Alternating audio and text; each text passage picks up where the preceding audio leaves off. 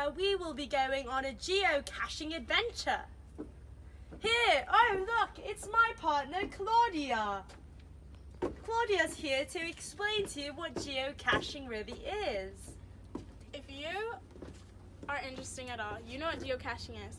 Basically, hidden around the entire world, there are containers filled with little knickknacks, and you use a GPS to find these containers, and you have to bring something with you to exchange a knickknack in the container with, basically. I don't know. It's treasure hunting.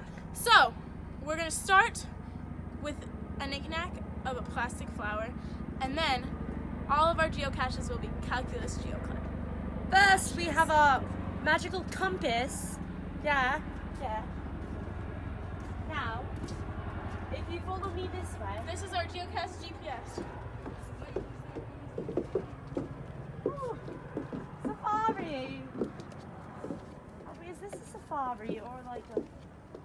I don't know. Come on, look around in the 50-yard radius for our first geocache. Do I see any geocaches? Wait, Alli. Look, right there. Look at that. We found the first geocache. Is my sunscreen rubbed in? No, Let me yeah, ask go. the camera. Oh my gosh. Is my sunscreen rubbed in? Yeah. Okay. Ooh, our first one. Look what we have here. Euler's method. Wow. A numerical method to solve first-order, first-degree differential equations with a given initial value.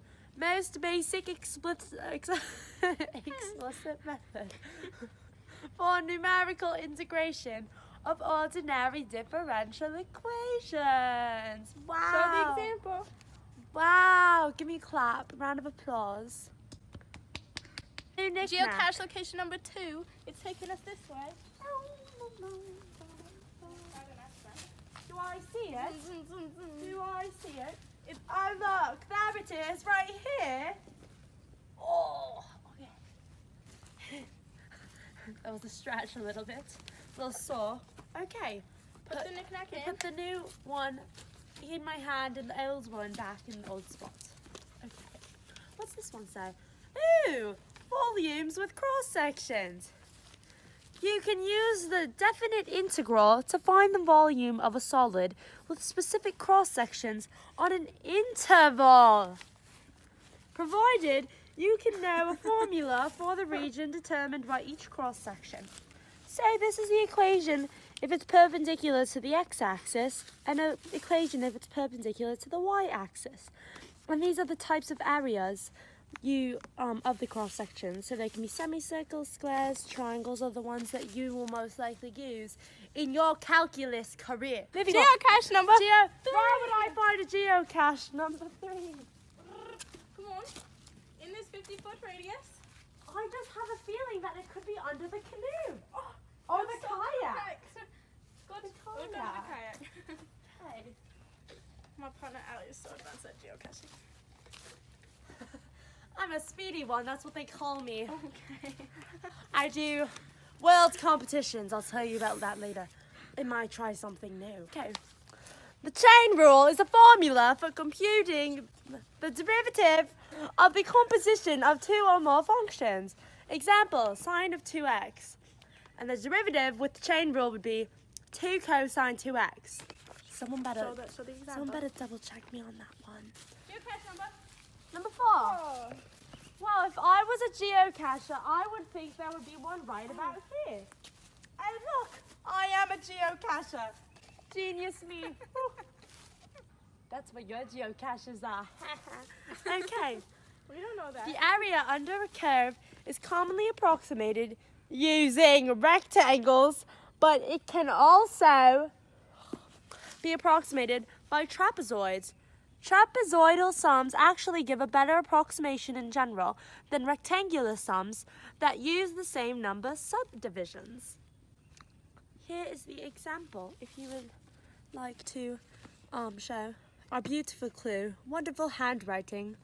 I bet this geo writer really knows what they're doing. Cache number 5. Cinco. bingo, as they say in Spanish. I think we found it. We didn't even have to look for that one. I was looking. Okay. Let's see what it is. This is 5. Okay. My partner Alli will demonstrate. Alli, this is my 5th clue. Got it? And you've got to stay talking with the accent. I'm serious. I'm serious. Okay. Say the secant line. A secant line is a straight line Yeah, like joining 2 points on a function. It is the equivalent to the average rate of change, which is the slope. Here you see, that's the secant line between the 2 points, and there's the tangent line. Wow. Wow. Okay. This is probably way too... Who's texting your me? dad's asking about how much longer you'll be. Oh. Geocaching has no time limit, Dad. Wait. The geocaches are taking us deep into the wilderness. We've arrived at a 50 feet radius of our next geocache, number 6. Like, can you find it?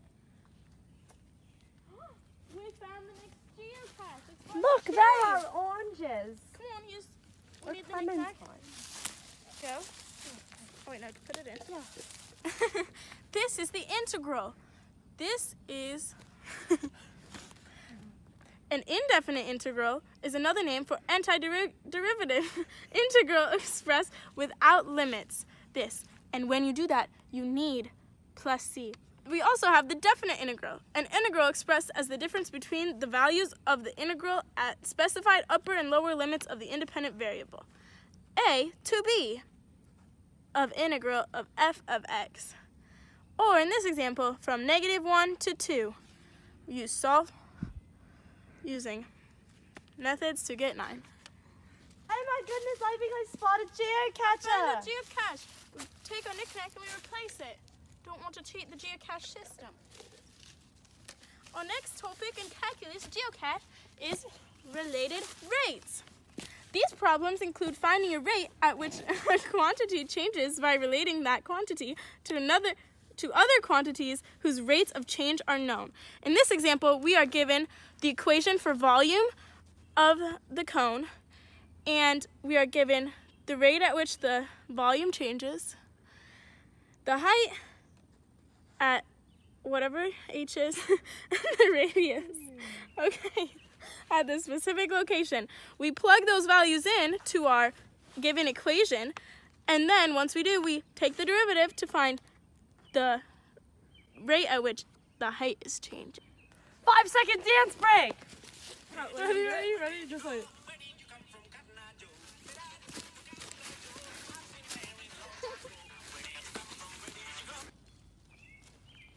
Does the compass say we found another geocache close by?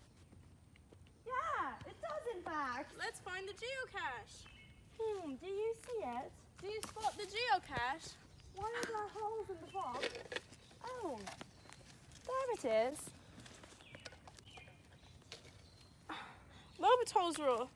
If the limit as x goes to a, f of x over g of x equals 0 over 0, or infinity over infinity, then we can take the limit of the derivative of f over the derivative of g.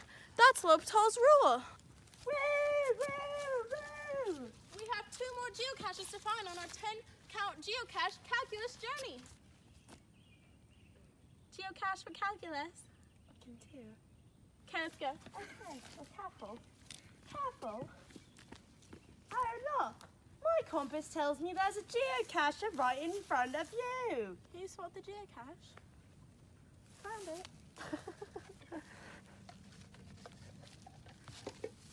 Turn it over.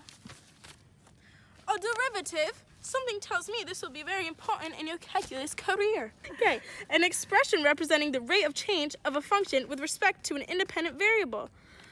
This is the limit that shows how derivatives work. D of x of cosine equals negative sine. These are examples of the trig identity.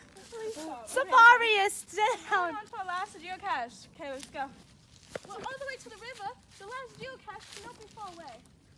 I wonder where it could be. Can you find the geocache?